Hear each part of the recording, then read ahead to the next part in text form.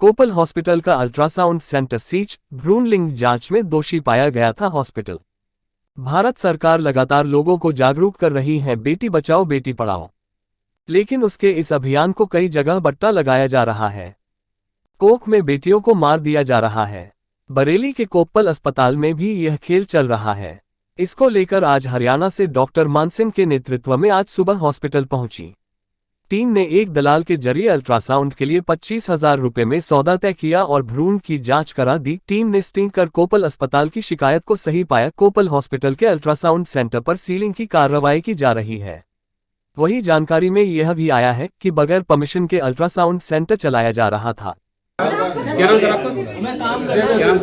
मेरा doctor Mansingh PNDT nodal Faridabad. Sir जाना जाएगा किस उपलक्ष्य में आना हुआ और क्या कारण है मतलब हॉस्पिटल कार्रवाई हो रही है? माननीय प्रधानमंत्री जी का एक प्रोग्राम है बेटी बचाओ बेटी पढ़ाओ जी, उसी के संदर्भ में हमारे माननीय सिविल सर्जन को, डिप्टी कमिश्नर साहब को कोई गुप्त सूचना मिली कि यहाँ बरेली में लगातार सेक्स डिटर्मिनेशन लिंक की जांच की जा रही है और उसमें उन्होंने उस अथॉरिटी ने एक टीम का गठन किया और इसमें 2 डिस्ट्रिक्ट की 2 जिले की टीम है, एक चरखी दादरी और एक फरीदाबाद से मैं पीएनडीटी नोडल डॉक्टर मान सिंह और चरखी दादरी से दूसरी टीम भी सामूहिक ये ऑपरेशन किया गया और इसमें सारे साक्ष्य निकल के आ रहे हैं कि जितनी गहराई से इसकी गहनता से जांच की जा रही है उतनी कहीं ना कहीं कमियां मिलती जा रही हैं। सुबह से हमारा एक तो जो लिंग है जांच है वो कर दिया, 25,000 में हमारा ठहर हुआ था और उसमें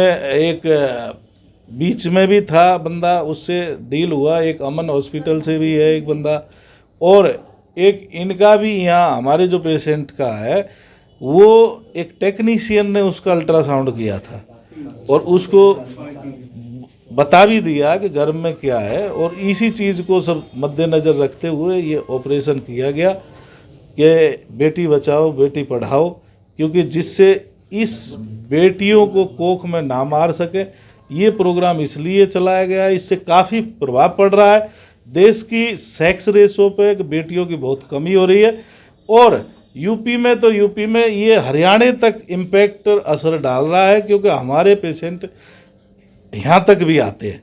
तो कहीं ना कहीं इस सेक्स रेशो को मद्देनज़र रखते हुए ये माननीय प्रधानमंत्री जी का प्रोग्राम है और ये ऑपरेशन इस संदर्भ में किया गया। उसके अलावा जब हम उसको गहनता से जांचें करते तो और भी काफ़ी कमियां मिली हैं कि जो प्रेग्नेंट गर्भवती महिला की फार्म F है उसकी आइडेंटिटी रखना ज़रूरी है, उसके सिग्नेचर होना ज़रूरी है और वो जिसके नाम रजिस्टर्ड है वही डॉक्टर उसको कर सकता है, वो भी एक टेक्नीशियन के द्वारा किया गया।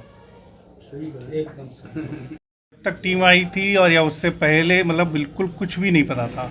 अचानक टीम आई, नीचे वो है काउंटर पे गए थे कि रिकवरी करने के, तो मैंने थोड़ा विरोध भी किया जो मेरे लिए उचित नहीं था, लेकिन सब जब पर्चा हो गया तो मैंने उनका सहयोग भी पूरी तरह से किया और पूरे सहयोग के साथ कह रहे हैं कि हाँ ये इस तरह की घटना में किसी तरह का किसी भी मतलब जो डॉक्टर साहब हैं डॉक्टर स्मृति और हुनर की तरफ से किसी तरह का कोई भी पता नहीं है। हमारा हॉस्पिटल में ये हो रहा है, हाँ ये हॉस्पिटल में सहमति जरूर होगी।